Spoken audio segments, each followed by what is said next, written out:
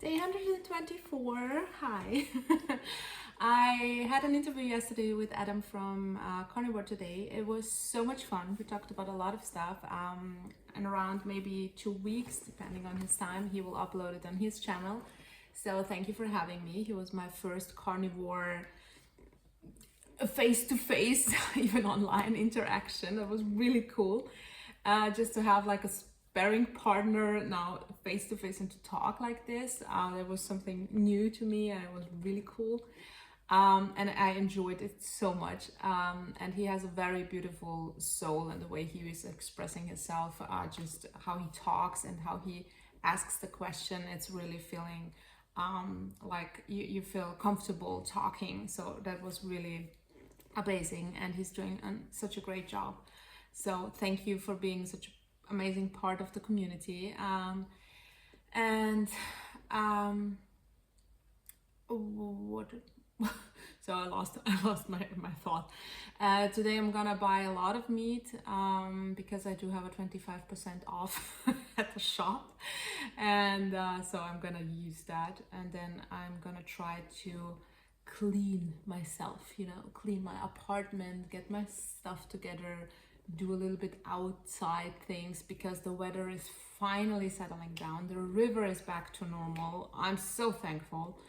That really keeps me, a little bit calm. My visitor is gone. That made me have a bad energy in the house. So that's what I'm very thankful for.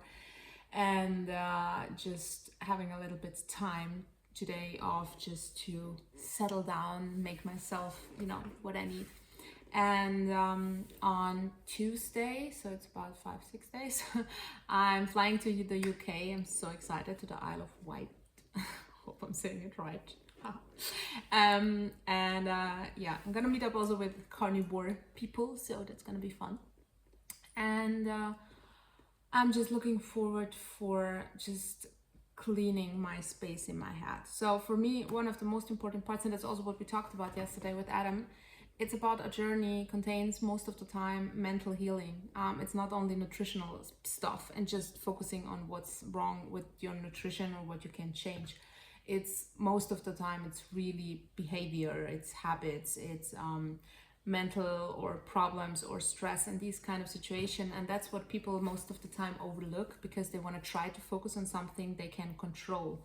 And food is something you can control, what you take or put away. But it's very hard to figure out what's wrong in your mind, or to focus on the feelings part, especially for men. I had this discussion as well, that men are a little bit struggling with the feelings part, but it destroys you from the inside. So I said it, I think a couple of times. Dr. Gabor Mate wrote a book about When Your Body Says No, and it's a lot about also how the stress part make his patients really sick, and they had cancer and MS and so on. So one thing that I learned also from the Gabor book at the time was, for me, it's never about stress, because I'm a person that works the best when people are chaotic and losing the control, and everything goes like in a panic mode. Then I work the best, because I'm one that really can be then calm and coordinate, the problems, let's say like that. But one thing that makes me feel stress, and what I learned through the book, and I never saw it like in this way, it's the absence of stress. That makes me feel stressed, because stress is like my dopamine. And if you put it away from me, you put away my dopamine. And then I feel into this little hole that is not working for me. So this is very important for you to know what can cause you stress, because sometimes it's really the opposite. And for me, when I got MS in the first place, it was like this theory, is it the Epstein-Barr virus? Is it something you are genetically programmed to have in the end, and it just shows up when you're over 30 or something like that? So there are a lot of theories about MS.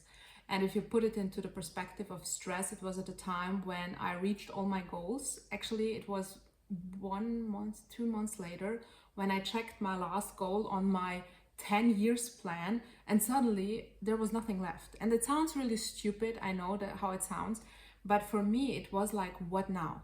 It was really this moment where I thought, all the stress is gone. I have everything under control. Everything works smoothly. There is nothing that I have to, you know, focus and force or whatever. My company was, you know, going amazing. We had enough money. We had enough employees. We had everything. And at that time, I just felt, you know, what now? And that was a little bit for me the issue I was struggling with, because it was when you lose your life goals or your perspective, that's one of the worst things. And that's also what a lot of successful people always say in these motivational speaks. It's focus on your goals, make goals, you know, go, go, go, go, go. But I learned that this is actually the worst thing you can do, because when you reach the goal, you can just go higher. That's one, you know, thing you can do, and you always need to have higher, higher, higher goals. Or you fall into also this depression hole that, what now? I reached it. Am I now happier? No. Am I now, you know, is my life completely changed? Not really, you know.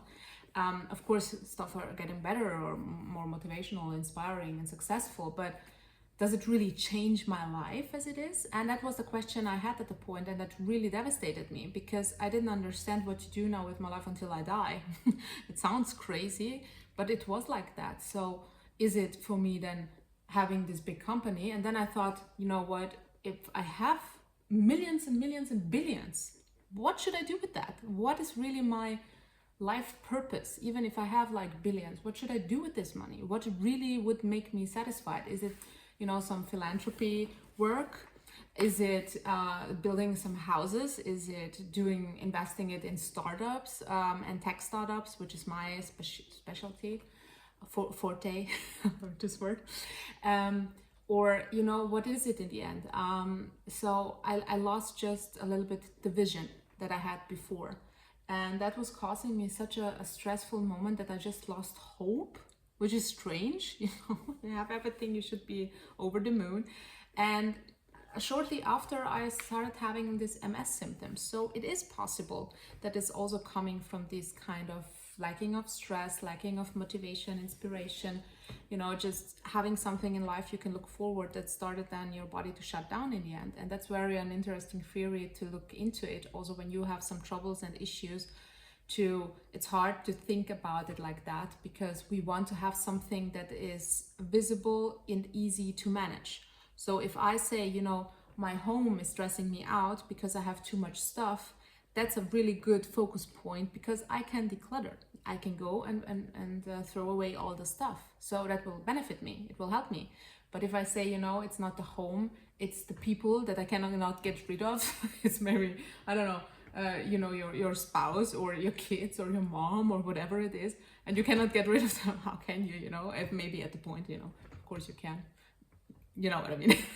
But that's a little bit more tough and takes long time to process and to figure out how to do that. But just to declutter, it's easy. You know, you can do it and start now. So this is why we sometimes focus on things that we can manage. And that's the wrong approach in the end. We have to focus on the things that we cannot change in the end and try to figure out how to navigate through this.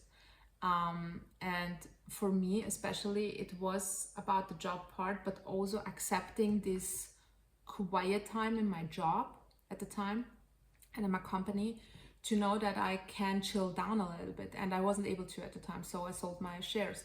And now I'm working for a company where I do have the first time the environment where this is possible, because I know that my peaks and how I work and how I create things, I do have these peaks, but I can enjoy this, you know, these moments where I don't have, you know, so much to do and stressing out, and focus on something else that makes, you know, my life just a little bit fun, and where it doesn't matter if somebody else finds it good or not. It's just for me, and if they still can use it, great, you know.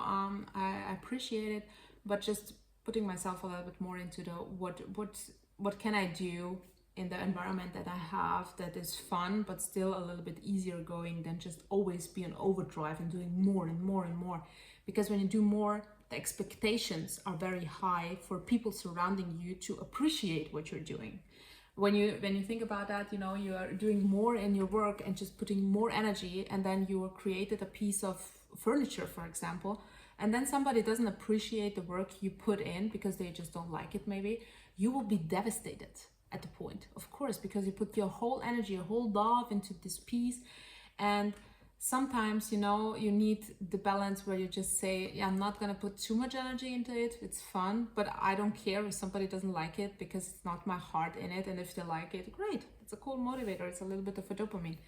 But if you just into every piece put your whole heart in it, it will break your heart at some point, and that will maybe cause issues. So that's what just was for me, especially creating some apps or programming some fun stuff, and then some people didn't appreciate it or didn't like it or started criticizing it, and it was getting a little bit too much of myself into these pieces than to see it a little bit more from the outside and say, you know, it's just my work.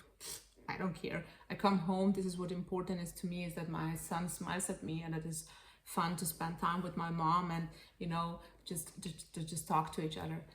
So this is I think one of the most important things, and also to see what energy of people is working for you and what not. And I also explained with the interview yesterday with Adam, when I got to the Rehabilitation Center 2019, when I couldn't walk, I had at first I had a ergotherapist and a physiotherapist. So the physiotherapist, it was a woman. She was awful. She was really awful. She was putting me into bed and said, you know, you have to take it easy. And I said, but I can't move right now. I'm feeling good. I can do more. Show me more. No, you cannot do it. I said, but I can. No, you cannot. You have to be careful. You are going crazy on overdrive. You think you can do it, but you cannot do it. So that was the physiotherapist. My ergotherapist then, in the end, just showed me how to get little things in my hand and do stuff. And I was so bored. And I said, I can do more. I know my hands are still not there yet. They're clumsy and they're making issues. But I can do more. Try to give me more. And the difference was that the physiotherapist, didn't do that. The ergotherapist had a completely different motivation, and she said, you know, what do you want to do? And I said, I don't know, show me something. What is your specialty besides that? And she said, yeah, I'm a pole dancer, and I know how to stretch and, you know, do stomach. And I was totally into it. And I said, yeah, great, you know, just show me just some normal physical stuff for the stomach and for stretching and how you do it, and tell me about your specialties, and let me see what you're doing and how you're preparing it. Not to pole dance in a rehabilitation center, that would be crazy, but her preparation to do so. What do you do? How do you prepare? And she brought me to this amazing, you know, energy and inspiration and motivation, and I was not overdoing it. I didn't go over my limits. I just go to a point of limits that makes me motivated. And then my physiotherapist was getting sick, and so they changed my therapist to a guy who's a fitness trainer. I told him then the same thing, and I was very convincing, and so he started also doing a little bit more sport with me. And that's how I drive on that, because both of them were really motivating me that I can do more. And that's the biggest spirit you need in your life when you're sick, believe me, because all the people that always put me in the situation, you are sick, go lay down. You cannot do this. You need to rest. If I hear one more time somebody say to me, you need to rest, I'm gonna go crazy, because this is the worst thing, and it triggers me. From this exact words trigger what happened then, and how they treated me, and how sick I felt at the time, just because they put me in the situation that I felt even sicker. I'm a grown-up woman, and I can know what my limits are. I'm the person that knows her limits, and if I'm completely breaking down, I'm not gonna go overboard until I pass out and go to the hospital in the end, but I'm gonna go to a certain limit where it will hurt. Yes, it will hurt, and I will maybe be then, oh my God, I'm having no pain. Yes, of course, but that's how you learn. That's how you get rid of these things and your mindset. So I can just tell you, these people need to learn surrounding you, not to treat you like you're a very sick person, because that's what happened. You yourself will think that you are the sickest person on the planet. And that was what's happening to me. I was like, oh yeah, it's right. My hand was working like this. And then suddenly when they told me I can't do anything, it was just like, yeah, I can't do it. Oh my God, I cannot do even that. It's just panic mode, and oh my God, they're right. I can't do it. And then it's the same like people who react to hypnosis. When, you know, you saw it maybe in some shows or something, that they suddenly really cannot move their hands and fingers just because somebody told them to. And that's exactly what's happening. You know, your mindset is reprogramming then what the people are saying to you, and you cannot switch. You have no, you know, on-off switch. So that's the most important part to heal, to have the surrounding, and also to figure out what's causing you stress, to cause you not to be inspired and motivated. Change your perspective, change the people you're surrounding, because you don't have to get rid of everybody, but try to find a group of people that will motivate you. There are groups also on Carnivore, like Steak a Buttergirl and these kind of things, but you can look at your local part where there is a group, what you would enjoy. Is it a dancing group? Just, you know, be brave, go there. And I can tell you, I had a lot of bodybuilder friends over the couple of years, and fitness influencers, and all people that do sport normally, you know, there are some black sheeps, there are always black sheeps, but most of them are really happy to share their knowledge, because that's something that motivates people, to share their knowledge and to help others. And if you go to a gym and you see somebody doing amazing things and you feel intimidated, but you go there, even if you're like this big, and you go there and say, you know what, I saw you doing it, it's amazing what you do, and I don't know if you maybe will help me with some exercises or show me something what I can do, but I think that's amazing what you're doing, and I want to get to this point. And I know I'm now big or not sporty or cannot do stuff, but in the end, I would like to, and I'm starting now. And believe me, karma will hit them so hard if they would be rude to you. No person, and if people also, this is something also people don't understand, if people are watching you when you come into the gym, it's most of the time appreciation that, wow, you are brave, that you are starting. You know, it's tough even for us to move sometimes, but if you're like big, it's even tougher to even go on a stepper and do stuff, or be brave enough to be surrounded by people, because I couldn't do it at some point. I was just ashamed. So most of the time it's appreciation when people look at you at the gym, and it's not judgment. So, or, you know, in a sport group. So keep that in mind. And I saw some videos how I look at people when I appreciate them and love them and adore them. And if you look at the video how I'm looking, you know, how my face expression is, you would think that I'm the most arrogant resting bitch face. But I that was not what I was thinking in a moment. I was thinking like, oh my God, you are so amazing, I love you to death. And I was looking like this. So don't put your whole thing into how people look, because most of the time they're thinking something completely different than you think they're thinking. It's just don't overthink the thinking.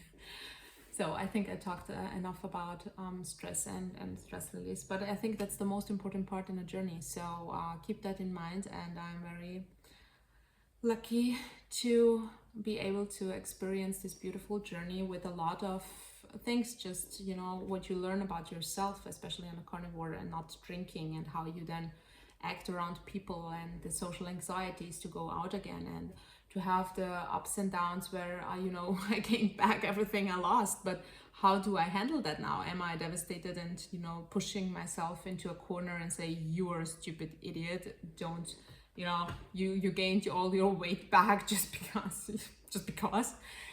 Or if I treat me with a little bit more respect and say, you know what, you gained all the weight back because you had many things that don't work for you, still didn't learn, congratulations, but in the end, you've been to the CrossFit the last couple of days, you did something for your body, you kept your cool around people that you just wanted to strangle. You didn't strangle them, congratulations. You know, you did something good, and just to appreciate also the good moments that you did, and your little wins. So now I'm going to buy some meat and just try to figure out how to get just back in my mental happy place. And hopefully you guys are feeling amazing. And tell me how if you're in a weight loss journey, tell me how this goes. Did you lose some or did you gain some? What is your actual habits right now? That would be cool to know. And how do you cope with stress and just all these kind of things? And see you tomorrow as always.